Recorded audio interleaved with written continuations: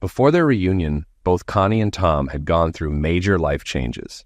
Connie spent years focused on her career, never quite finding a deep connection in her relationships. Tom had lost his wife, Veronica, and struggled with the grief. These experiences led both to reevaluate their futures, thinking it might be too late for a new chapter.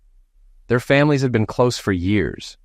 Connie had admired Tom from afar, and after her sister's end of life, she spent more time with him. The emotional support they shared grew into a deeper bond. They hadn't expected this, but both felt the connection was unique and comforting. As they drove to Tom's house, their thoughts lingered on the changes in their relationship. Going back to how things were wasn't an option, and neither wanted to. While Connie was eager to move forward, Tom was more hesitant, though just as committed. The only question left was when they would tell others about their new relationship. "Come on in," Tom said as they pulled into his driveway. "The boys aren't home, so we can relax and talk." "I'm Detective Sergeant Pavel Janacek. This is Detective Filipponi. We're here to discuss your wife's disappearance on April 23rd. Tom replied, "I thought I covered everything with the Coast Guard." "There have been a few new developments since then." "Like what?" Tom asked. "How would you describe your relationship with your wife, Mr. Lynch?" "It was great. We'd been married 18 years. No problems, at least until the accident." "And there were no marital issues?" "No," Tom said firmly. "What's going on here?" "Do you know a man named Brandon Collingsworth?" Janacek asked. "Number should I?" "He's a senior accountant at your wife's company. Are you sure you don't know him?" "I'm sure. I didn't know her work colleagues. She reported to Marcel Lapierre, not Collingsworth. This was a business-only environment." "What's this about?" Janacek leaned back, still watching Tom. "We got an anonymous tip suggesting your wife and Mr. Collingsworth were having an affair. You had no idea?" Tom was visibly shocked. "I don't believe it. What does this have to do with her disappearance?" Janacek continued. "We've interviewed people at her office. Several suspected something between Collingsworth and your wife. They normally wouldn't have interacted, but the rumors persisted." Tom accused them of relying on gossip, but Janacek pressed on. "We also interviewed Mr. Collingsworth, and after some pressure, he admitted they were involved." Tom looked stunned. "I had no idea. Why would she do this?" Janacek stayed silent, while Tom processed the information. Finally, Tom asked, "Why are the RCMP involved?" "There's a chance this could be a suspicious end of life," Filipponi said. "Maybe you found out about the affair and acted in a moment of rage." "That's ridiculous," Tom replied angrily. "I didn't know about the affair, and I'm not a butcher." "That's what many husbands say," Filipponi remarked. "Sometimes anger takes over, and bad things happen." "So, am I a suspect?" Tom asked, now defensive. "Not at this time," Janacek answered calmly. "We just want to go over the facts again for our own records, separate from the Coast Guard report." Tom Lynch sat in silence, clearly uncomfortable while the detectives watched him. "Okay, one more time," he said. "But from now on, if you want to talk, my lawyer will be here." "Got it." "That's fine," Filipponi replied. Tom began, "We were in the Southern Straits race, like we had been for the past 6 years. The weather was supposed to be rough, but nothing like what it turned into. My boats got radar, GPS, and Veronica and I had plenty of experience, so I wasn't worried. We took 4-hour shifts at the helm. I was on from midnight to 4 a.m. while Veronica slept. I had coffee and energy bars to stay awake. The storm worsened after I took over, and radar showed it was going to be rougher than expected. I put on my survival suit and left Veronica's at the bottom of the companionway in case she came on deck. Everything was fine until just before 2 a.m. I started feeling sick. Cramps, like food poisoning. It got worse, so I hit the alarm to wake Veronica. She came up, suited, and took over. I went below to the head, and it took a while because I had diarrhea. I heard a noise on deck, figured something was loose, but knew Veronica wouldn't leave the helm, so I cleaned up and got ready to go back. When I returned, she was gone. I turned on the deck light and called for her, but nothing. "How long were you gone?" Janosek asked. "Maybe 15 or 20 minutes, no more." "Continue," the detective said. The boat was on self-steering, which we usually avoid in bad weather.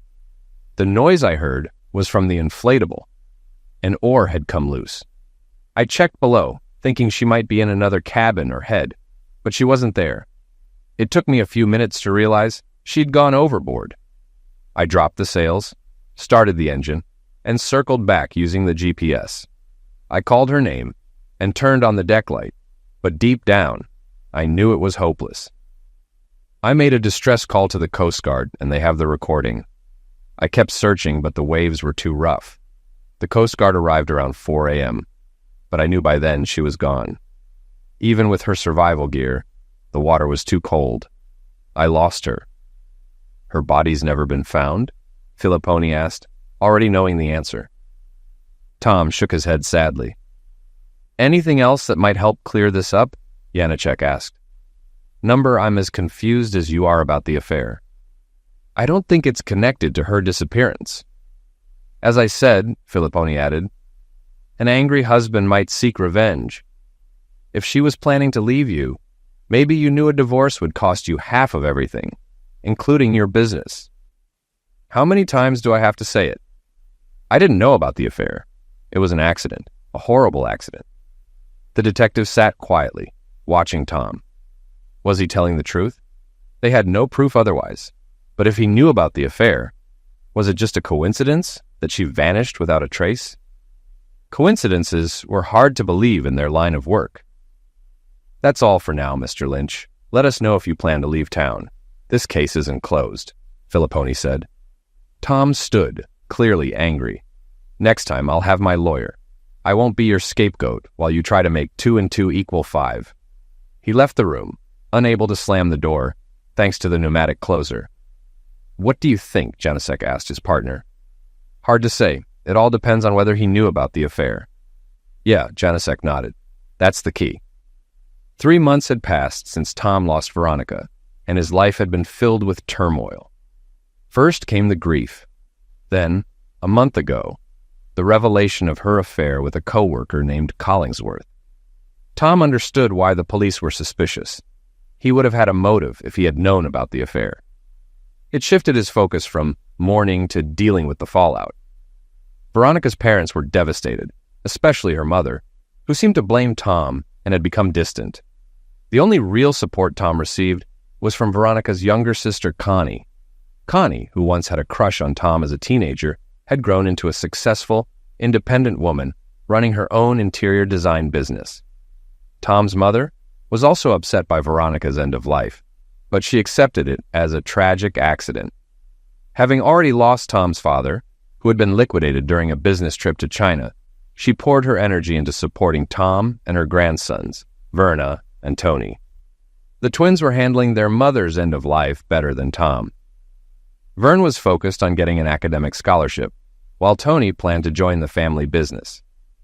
Tom hadn't told them about their mother's affair or the police questioning. After a small memorial service, a plaque was placed in a park near Veronica's parents' home. Her father appreciated the gesture, but her mother remained cold toward Tom, showing affection only for her grandsons. Connie often visited Tom on weekends, encouraging him to get back out on the water, but he hadn't touched the linchpin lady since the accident. When he suggested selling the boat, both Connie and the boys opposed the idea, so it stayed docked, unused. Tom found comfort in his work at Linchpin Plastics, which specialized in PET containers for industries like pharmaceuticals and cosmetics. His father had steered the company away from the crowded beverage market, and Tom had continued his father's strategy, keeping the business thriving. He worked closely with his old college friend Brian Edgar, who was now his sales manager. They were both in sync about the company's direction and were good friends outside of work. Although Tom hadn't returned to his sailboat, he still found refuge at the yacht club, especially in the dining room and bar. His father had once been Commodore, and Tom had been expected to follow. But Veronica's end of life had delayed that. Still, he enjoyed being at the club and often brought his sons for dinner. One Friday evening in July, after a long week at work, Tom stopped by the club. He had invited his sons, but Tony had other plans, so only Verna showed up and brought Connie with him. "Hi, Dad. Hope you don't mind that Aunt Connie joined us since Tony couldn't make it," Verna said. "Tom, can you tell your son not to call me Aunt Connie? It's making me feel old," she said. "Verna, respect your aunt's wishes," Tom replied. "So I should just call her Connie?" Verna asked. "Sure. Or Babe. Or Hot Stuff," Tom joked, prompting laughter from the group.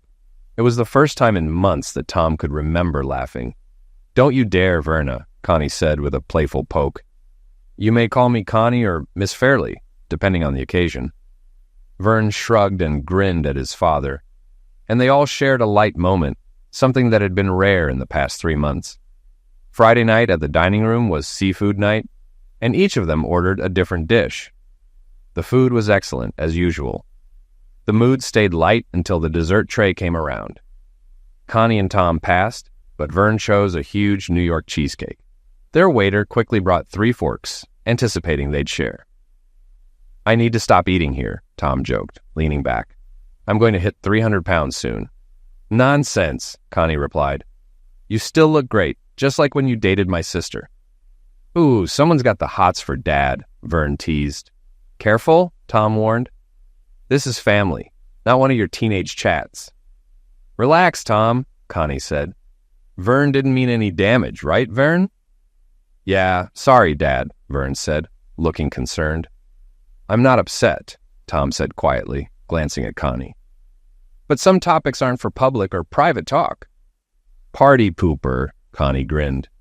"Don't lead my son astray. I'm trying to raise him to be a gentleman," Tom said with a smile. "Good luck with that," Connie laughed, and Verna joined in. As coffee was served, Verna asked, "Dad, can you give Connie a ride home? I've got a date in half an hour." "Sure," Tom replied. "Have a good time." After Verna left, Connie turned to Tom. "You've raised 2 great boys, Tom. You must be proud." "I am, but Veronica deserves a lot of the credit. She guided them. They'll be out of the house soon." "What will you do then?" Connie asked. "I don't know. Maybe downsize or live on the lady. You haven't been on the boat since the accident, right? Number, I just can't get excited about it. The boys would love to go out with you, and so would I. I love that boat as much as you do." "I don't want to go alone, Connie. I'm not ready." "You don't have to. I can crew with you. I know the boat well. Maybe I should take her out. She's been sitting there for months." "There's the Tom I know," Connie smiled. "Why not check her out tonight? If all's good, we could make a weekend of it."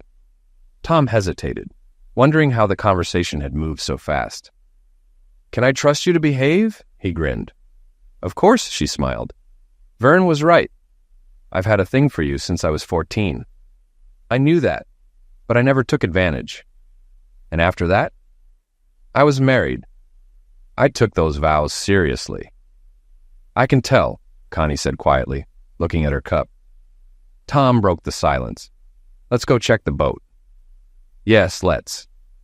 They walked to the dock, and Tom opened the gate for Connie.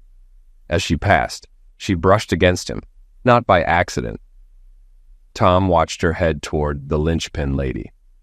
Connie had never married, saying she hadn't found the right man. Veronica used to tease that she wasn't looking hard enough. Connie had built a successful interior design business, starting on her own at 27, and by 33 she was well established and doing well. Veronica had been slim, tall, and always put together, but not overly glamorous. She was an accountant, but had stayed home when the twins were born. Once they turned 13, she went back to her old job at Samples and Reed and seemed content. She didn't socialize much at work, which suited her introverted nature. Tom always made sure to introduce new people carefully before they became friends. Connie was the opposite of her sister Veronica in many ways, shorter but curvier, with a lively personality. Tom had often found her very attractive, occasionally wishing Veronica had her spark. Despite these thoughts, he was content in his marriage. Now at 40, he felt he was too young to give up on life, and, if he sought a new partner, he would be selective. Tom was a handsome man, 6 feet tall, with dark brown hair, a medium build, and a tan from years of sailing. He worked out regularly, and his natural smile and dark brown eyes made him stand out. Many women envied Veronica for having such a successful, personable husband. Tom quickly checked over the lady and found everything in order. The maintenance team had emptied the freshwater tanks, and the fuel was nearly full. The batteries and systems all worked, and he left instructions to refill the water. The next morning, he'd just need to pick up food and drinks. That night, as Tom lay in bed, he thought about Connie. It felt odd to think about dating his late wife's sister, even though it wasn't wrong. She had certainly grown up since her awkward teenage years. Still, the idea didn't bother him. Connie had often joined the family on weekend sailing trips, and the thought of taking her out on the lady felt natural. He left a note for Vernie and Tony, inviting them to join him on the boat for the weekend, then packed a bag. Despite his earlier reluctance, he was looking forward to being back on the water. Tom was startled awake the next morning by the doorbell at 7 a.m. Dragging himself out of bed, he pulled on jeans and opened the door to find Connie, ready for sailing and beaming. "What are you doing here this early?" he groaned. "The sun's up.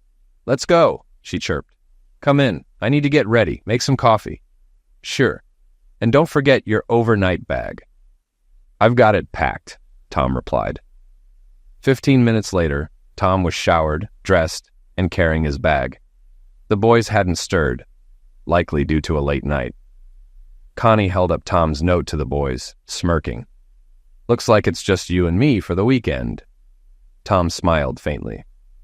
"We need groceries." "Nope. I took care of it last night," Connie said proudly. "Good. When's high tide?" "Just about now," she replied, ensuring they'd have an easy exit from the marina. Connie drove them to the yacht club, chatting along the way while Tom sipped his coffee.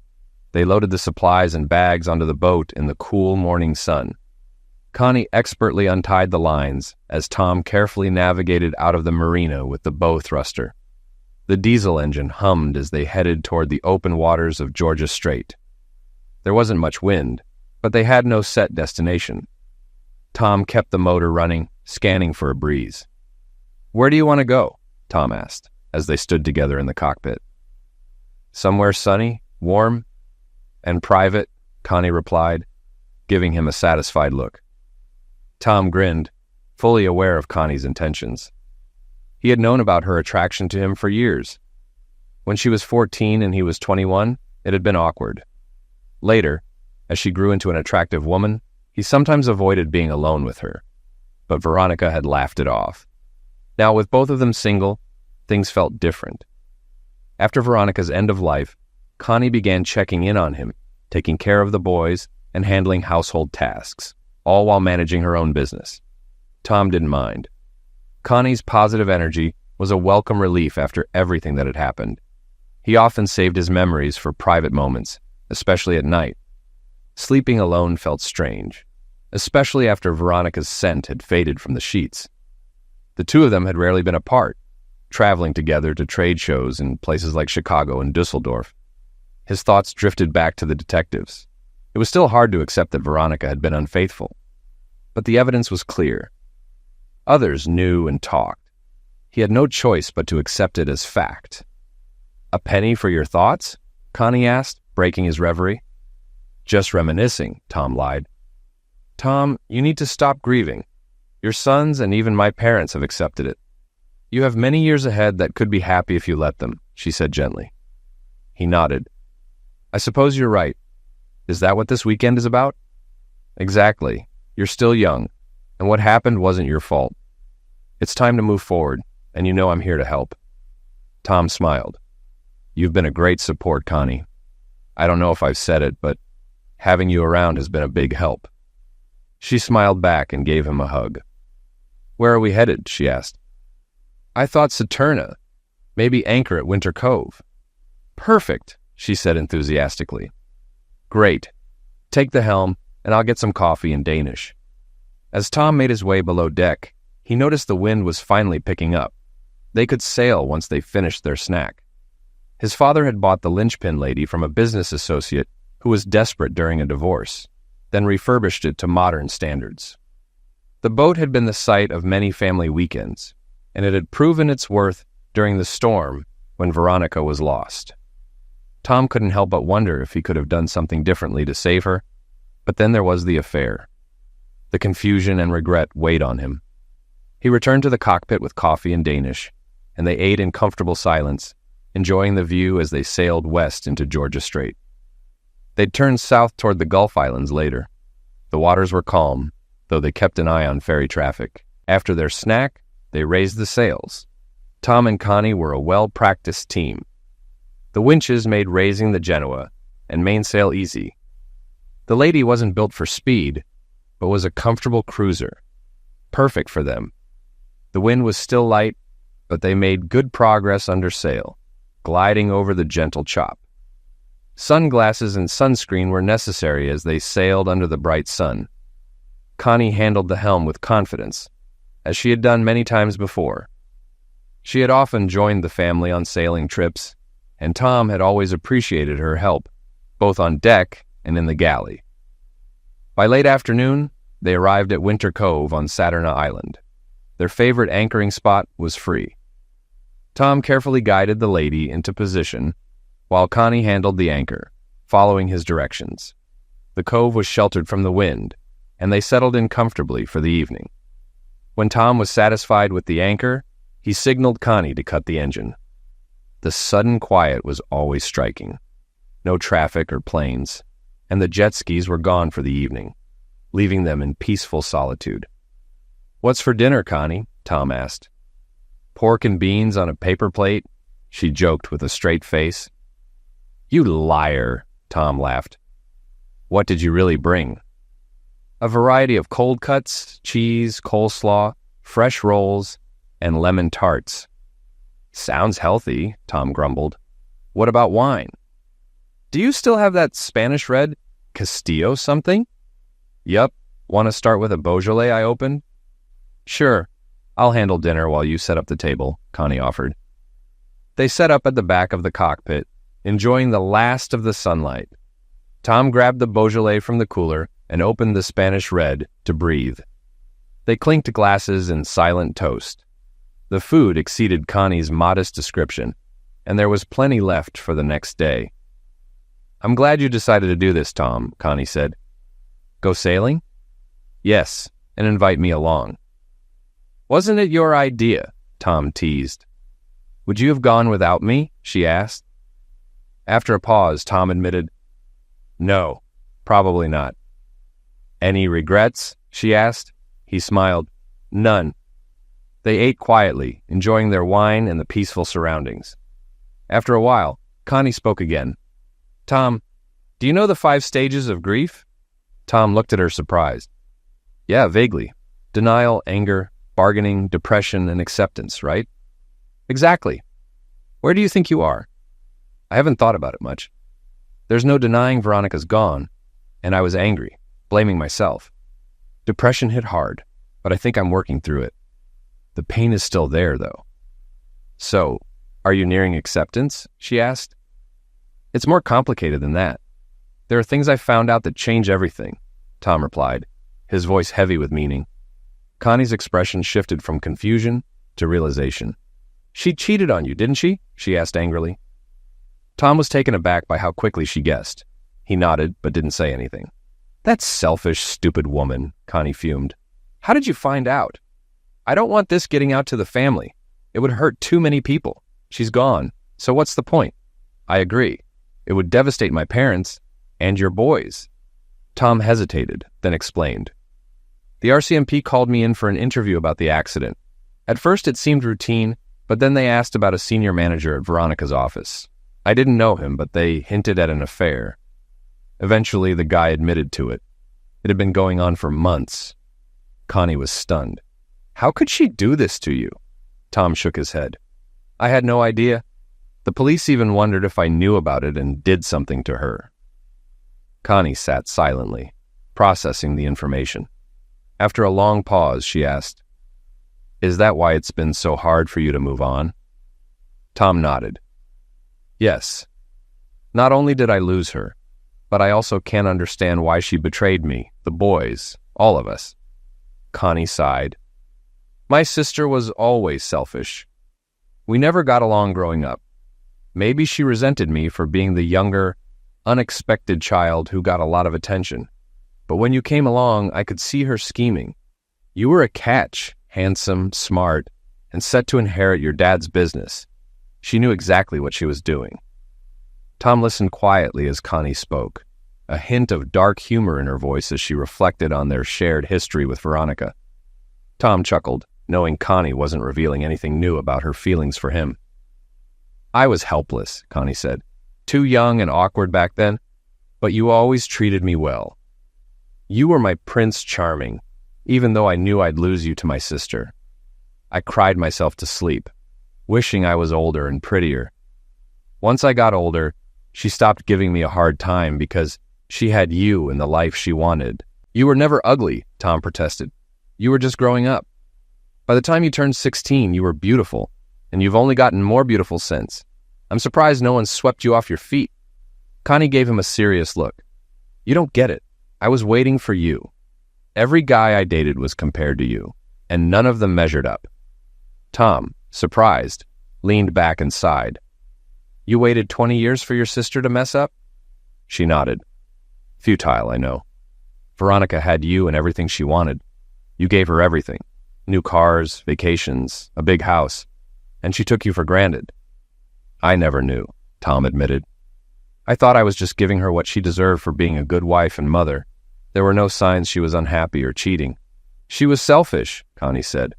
When she had everything, she still wanted more, like a lover. I knew she'd mess up someday. You really didn't think much of her, did you? Tom said sadly. Part of it was jealousy, because she had you. But mostly it's anger now, knowing how she betrayed you. And now she's gone, Tom said. Connie nodded. Yes, and I'm still here, not knowing what to do. Tom sighed. It's too soon for me to think about the future. I am attracted to you, but everything I believed about my marriage is falling apart, and it's messing with me.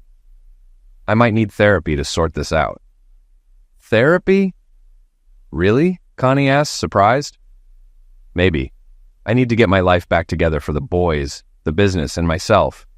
Connie hugged him tightly. I'm sorry, Tom. I didn't mean to dump all this on you now. I had no idea what my sister had done. I'll give you space. I've waited this long. I can wait longer.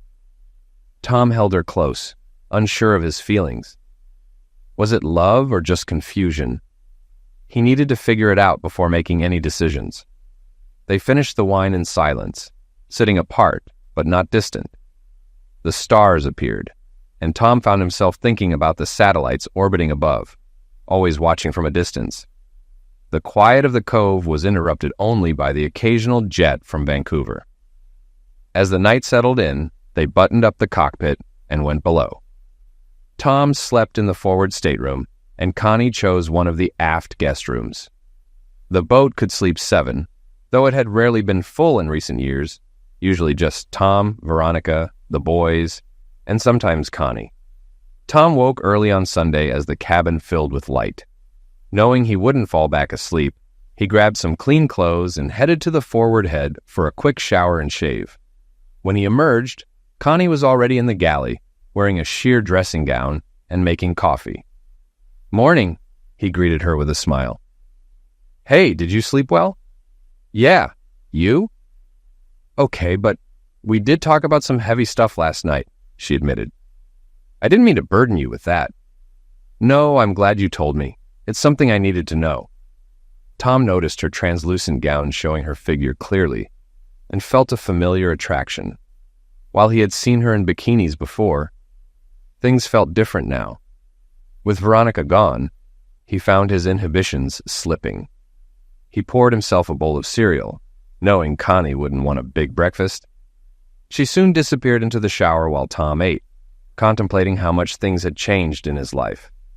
Grief had been replaced with a sense of freedom, especially after learning about Veronica's affair.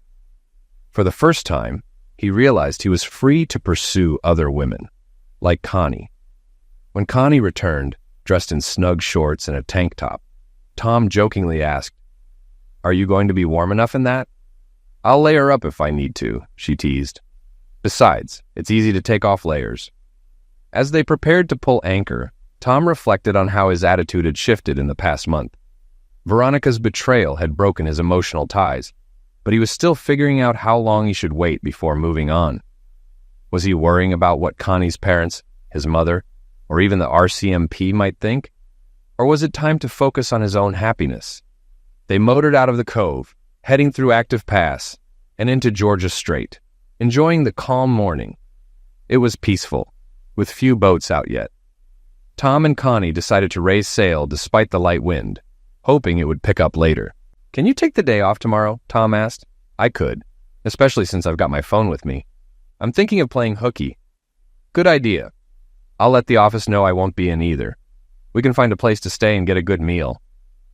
"Nanaimo?" Connie suggested. "Perfect. There's a great pub by the harbor." "I won't need to dress up for that," she smiled. "You look good in anything," Tom replied. "Why, thank you. So what are you saying, Mr. Lynch?" "That you're gorgeous, and any guy would dream of being with you." "Are you saying you're not interested, or maybe you're not red-blooded?" she teased. "You know better than that," he laughed. "So, what don't you find appealing about me?" she asked playfully. "Connie, how did I end up in this conversation?" Tom scowled, still smiling. "Well, Tom," she said, her tone becoming serious, "I've been patient, but now I'm going to be persistent. You have no excuse to resist me." Tom studied Connie carefully, sensing her mix of seriousness and playfulness. It seemed mostly serious with a hint of fun. She had laid her cards on the table, and now he had to decide whether to pick them up, knowing it would change everything. "Aren't we rushing things?" he asked after a long pause. "No," Connie said firmly. "We don't have to broadcast our relationship. I've waited 20 years, Tom.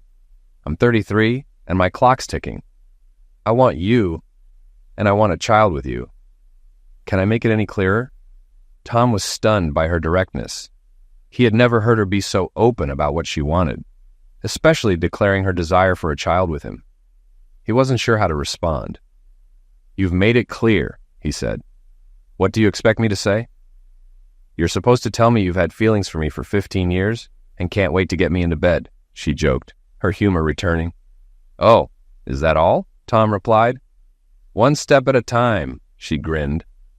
Tom turned away, staring at the horizon as he processed her boldness. Finally, he looked back at her. "How exactly does one go about screwing someone's brains out?" he asked, breaking the tension.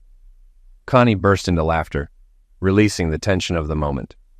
She walked over, wrapped her arms around his neck, and kissed him deeply. "If you let me, I'll show you," she whispered. "I'll look forward to it," Tom said, pulling her into another kiss. "You mean it?" she asked, still unsure. "Are you taking back your offer?" he teased. "Never. You're mine, Tom Lynch, and I won't let you go." Tom believed her completely. "What are you thinking now?" she asked. "I'm wondering how you're so sure. I don't want to disappoint you." "Veronica used to brag about you after a drink or two," Connie said with a sly smile. Tom's mood shifted, and Connie noticed immediately. "Are you embarrassed by what she might have said?" "Yeah. I didn't think she'd share those things," Tom admitted. "She was more likely to tell me than anyone else," Connie reassured him. "But let's not dwell on that. She's gone, and I'm here. I want to help you forget the bad and focus on the good. That's all I can hope for, I guess. And I'll show you how good life can be," she smiled. Tom laughed, kissing her again. He knew it would take time to heal and move forward, but Connie was committed to helping him through it. They spent the rest of the afternoon sailing into Nanaimo Harbor. By the time they arrived, Tom had mentally surrendered to the idea of moving forward with Connie. They talked about lighthearted topics, but Tom knew there was still much to learn about the woman who was so determined to be part of his future. Connie had pushed him to make a decision, jump or walk away, and he had chosen to jump.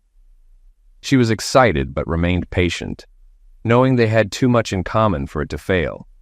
Later, as they walked hand in hand from the pub, Tom couldn't shake his lingering doubts.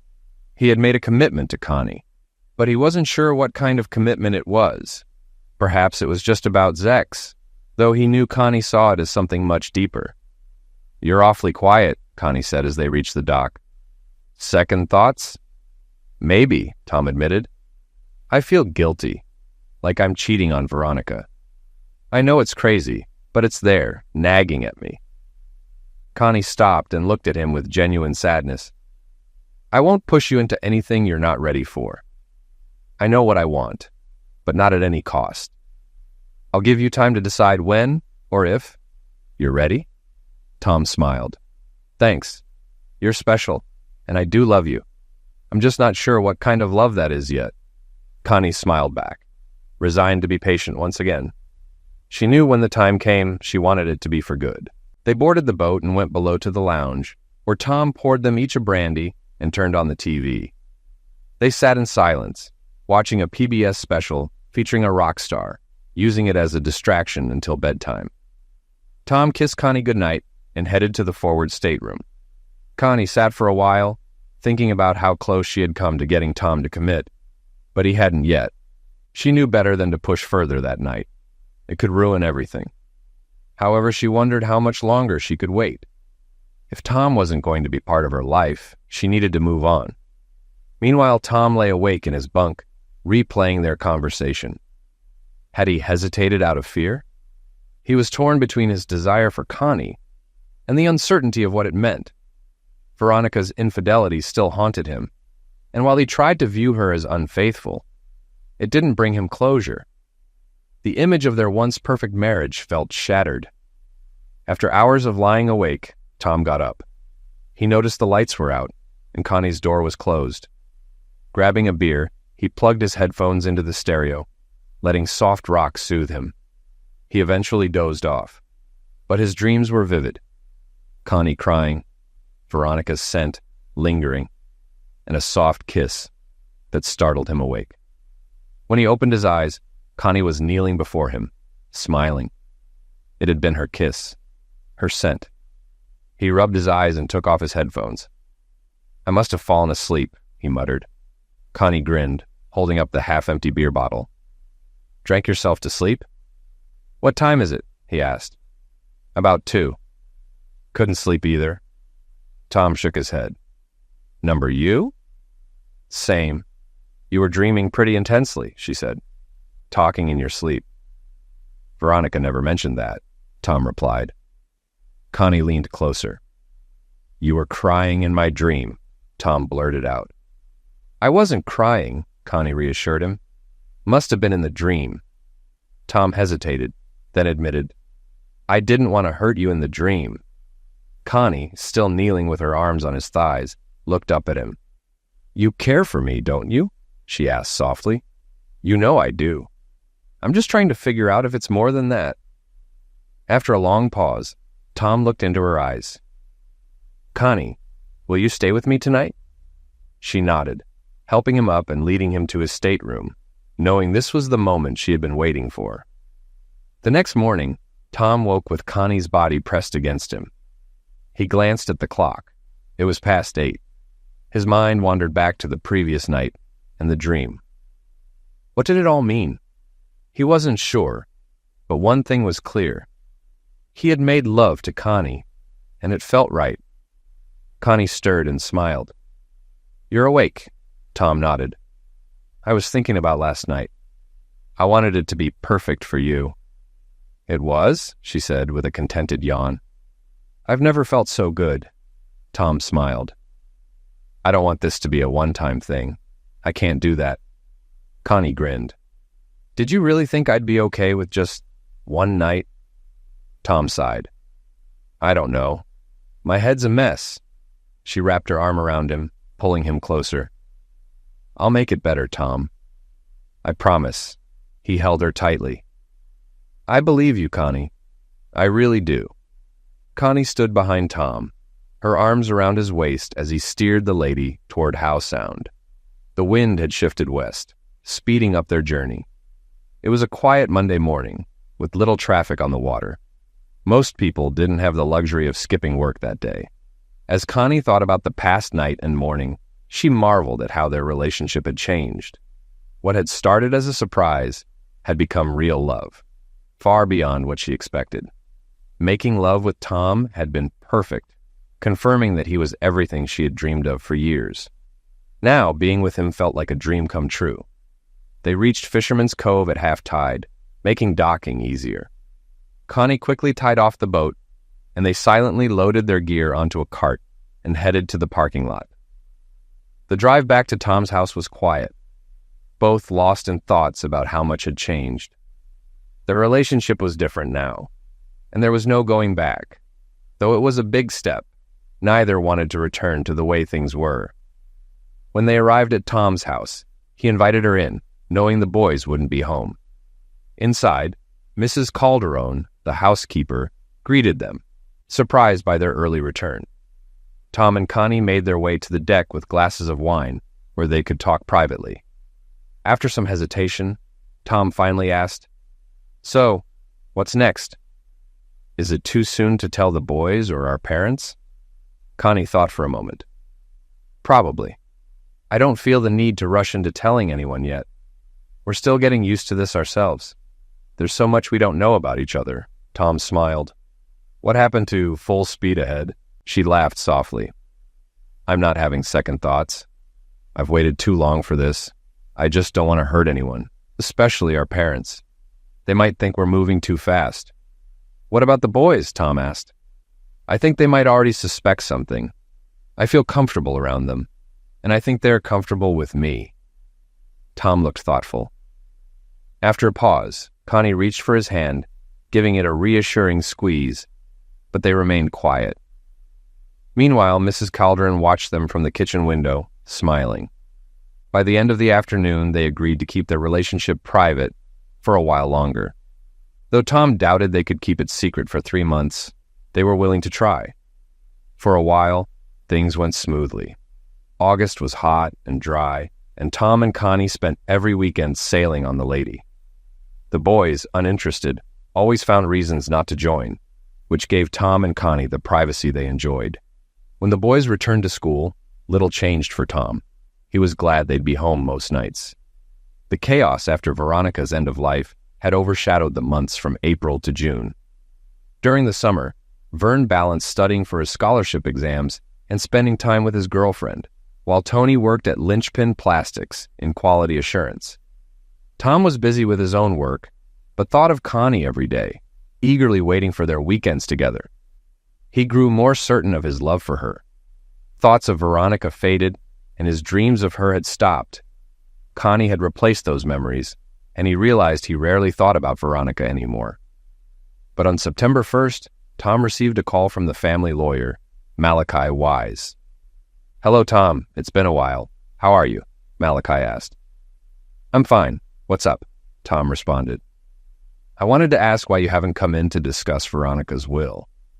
I probably should have called sooner, but there didn't seem to be any rush." "Her will?" "I hadn't thought about it.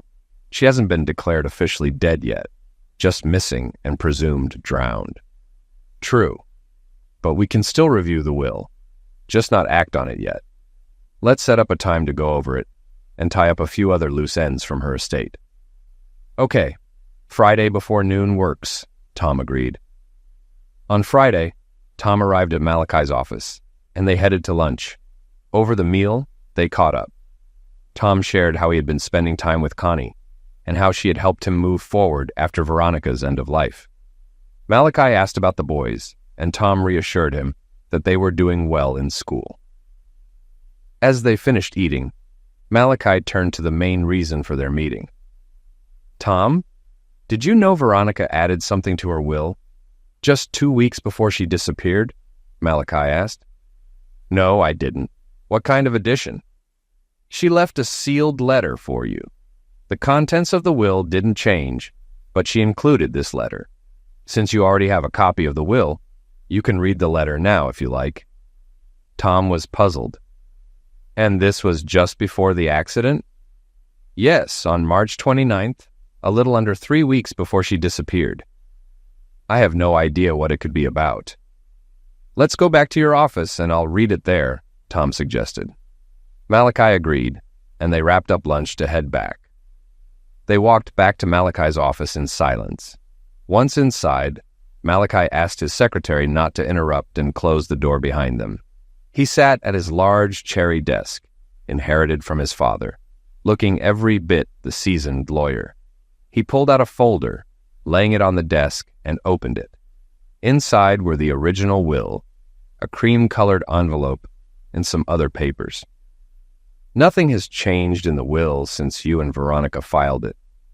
You probably have a copy at home or in a safe deposit box, Malachi asked. Yes, both copies are there. Good. The only thing left is this envelope. I don't know what's inside, so if you want to read it in private, I'll step out.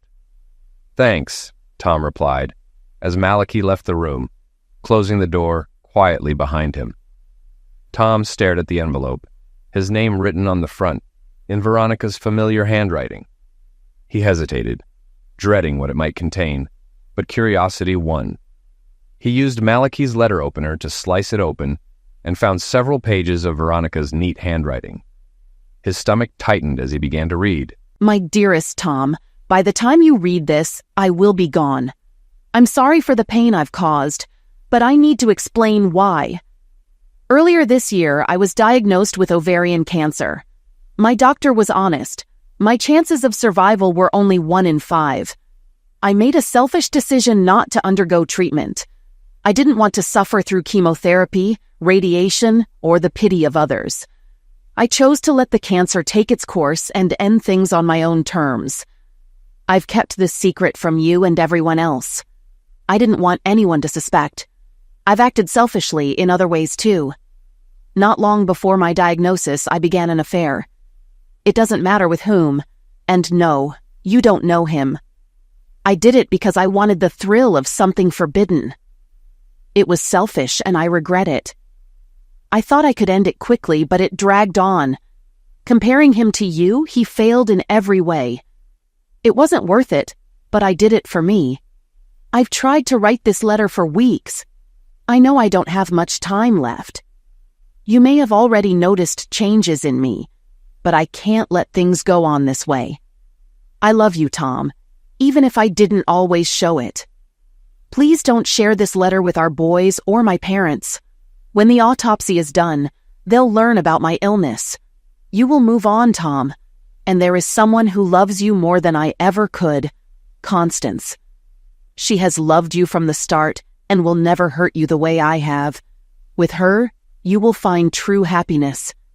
Take care of yourself and our sons, my love. Goodbye. Veronica. Liquidated. Tom put the letter down, tears streaming down his face. It answered all his questions. He could almost picture Veronica stepping off the lady, ending her suffering. He didn't know how long he sat there, overwhelmed by her confession. A soft knock at the door finally broke his trance. Come in, Tom said, wiping his eyes as Malachi entered, his expression full of concern. Are you okay? Malachi asked gently. I don't know, Tom replied, sinking into his chair. The letter, it's a confession. Veronica had terminal cancer and planned to end her life. She never told anyone. But there's more. More? Malachi asked, leaning in. Tom handed him the letter. Malachi read it in silence, his eyes widening as he processed the revelations. After finishing, he shook his head in disbelief. I never would have imagined... Malachi trailed off. Tom, I should also tell you something. 2 months after Veronica disappeared, the RCMP called me in. That's when I learned about her affair. They asked if I knew the man she was involved with. When I said no, they told me he'd admitted to the affair and hinted that I might have had a motive for damaging her. Tom was shocked. And I denied knowing anything, of course. They let me go, and I haven't heard from them since. You should have called me, Tom. That put you in a dangerous situation, Malachi said. I know, but I didn't think they'd accuse me of anything. I wouldn't be so sure. The police sometimes take their time building a case. You need to act now. What should I do? Tom asked, now fully focused. I suggest we go to the RCMP and present this letter. It shows Veronica intended to take her own life. which would weaken any motive they think you had. Okay, Tom agreed. I haven't heard from them in months, but I'll follow your lead. Malachi set up a meeting with the officers, Janicek and Filipponi, at the RCMP headquarters. They presented the letter, along with a sample of Veronica's handwriting. After reviewing it, the officers seemed convinced that Veronica had planned her own end of life due to her illness. An hour later they left, confident the case would soon be closed. Malachi promised to petition for an end-of-life certificate. There wasn't much to distribute from Veronica's will.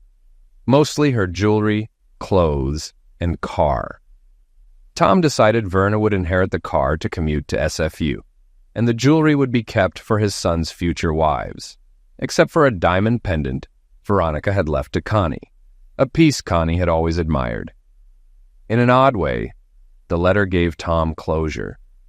He understood why Veronica had chosen to leave, even though he wished she had given him the chance to say goodbye.